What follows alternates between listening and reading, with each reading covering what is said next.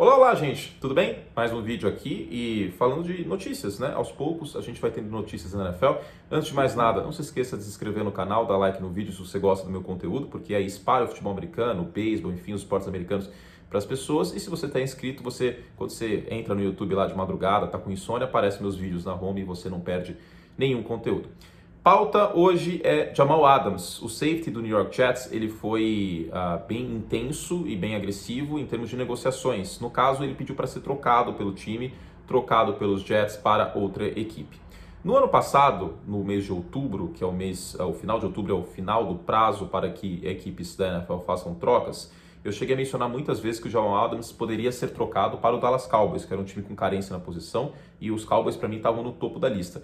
Aparentemente, os Cowboys estão no topo da lista do Jamal Adams também, mas não é o único time. Daqui a pouco eu falo mais outras equipes que podem receber o safety do New York Jets. Se é que os Jets vão de fato trocar o Jamal Adams. A situação que eu vejo, vamos analisar antes de mais nada o contexto. O Adam Gase é um treinador que precisa pensar com um pouco mais carinho como ele lida com os jogadores. Já na época de Miami Dolphins, trocando o Jarvis Landry, o Jay Ajayi também, parecia que dava a entender que ele queria uma mudança de cultura no vestiário e etc, etc. E eu chamo isso de síndrome de Chip Kelly. Você como treinador da NFL, o seu papel, e essa é a minha humilde visão, se você tem outra visão tudo bem, a minha visão é que se você é treinador, você tem que tirar o melhor do elenco quando você chega. Você pode montar o elenco aos poucos e há mudanças naturais no esquema tático da NFL. Você pega o ataque do Philadelphia Eagles quando o Andy Reid chegou e o ataque do Kansas City Chiefs do Andy Reid agora, são unidades distintas. Você pega os times dos Patriots no início da década de 2000 e os Patriots do ano passado, eram unidades distintas. Então as coisas evoluem, claro. Mas quando você chega como treinador, você pisar no acelerador assim, não costuma dar certo, salvo raríssimas exceções. Uma exceção, inclusive, é o Bill Belichick, que sempre foi um treinador muito forte, com o do your job, pesando nos jogadores, mandando embora quem não se dava bem. Mas vale lembrar que na primeira passagem do Bill Belichick como head coach em Cleveland, e eu já fiz vídeo sobre, ele teve muito problema por essa postura. Inclusive foi demitido no final das contas por problemas que encontrou em mandar embora o Bernie Kosar, que era preferido do dono, etc, etc. O Adam Gase parece seguir esse caminho que o Bill O'Brien no Houston Texans toma também. E, na minha concepção, não é esse o caminho mais apropriado para um treinador.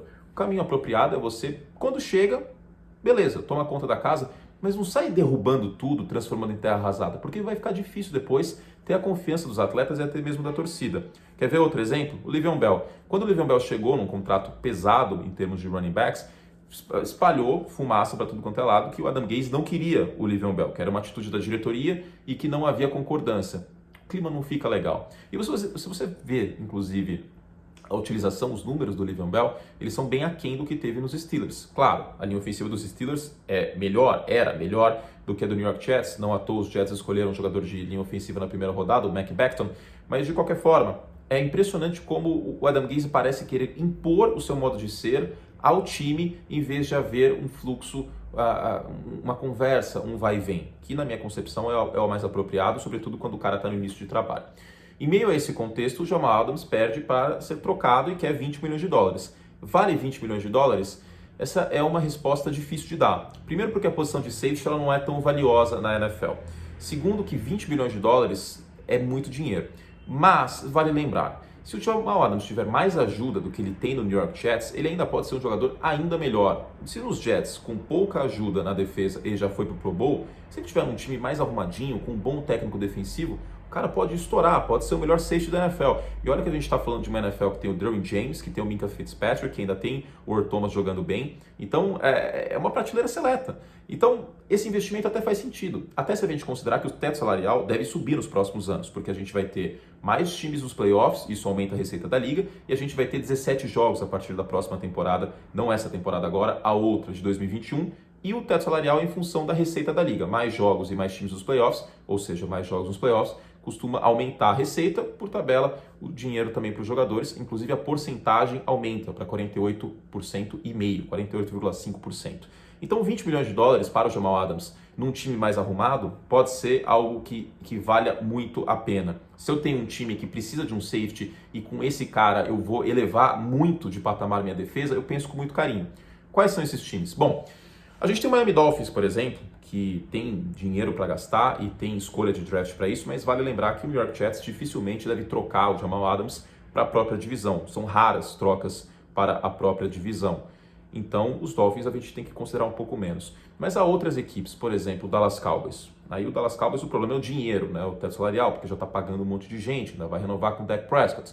O Cleveland Browns também tem dinheiro, mas acabou de draftar safety, o Grant Delpit, no draft, então não sei se seria possível. Tem o Indianapolis Colts, tem o Philadelphia Eagles, dois times que são arrumadinhos, que se recebendo um safety, que são carência do time. E antes que você fale, eu sei, o Malik Hooker é um grande jogador, mas no caso dos Colts, ele não teve a opção de quinto ano renovada e ele se machuca muito. Então pode ser que Indianapolis pense também nessa situação. O Hooker é free agent para a temporada de 2021. Os Eagles perderam o Malcolm Jenkins, também pode ser uma hipótese importante, até porque a secundária dos Eagles sofreu nos últimos anos. Então há opções, né? Ao que tudo indica, a favorita do Jamal Adams é o Dallas Cowboys. Ele chegou a mencionar também indiretamente o Tampa Bay Buccaneers, se não me engano, para o Ryan Clark, analista que já foi defensive back na NFL, inclusive, lá da ESPN americana.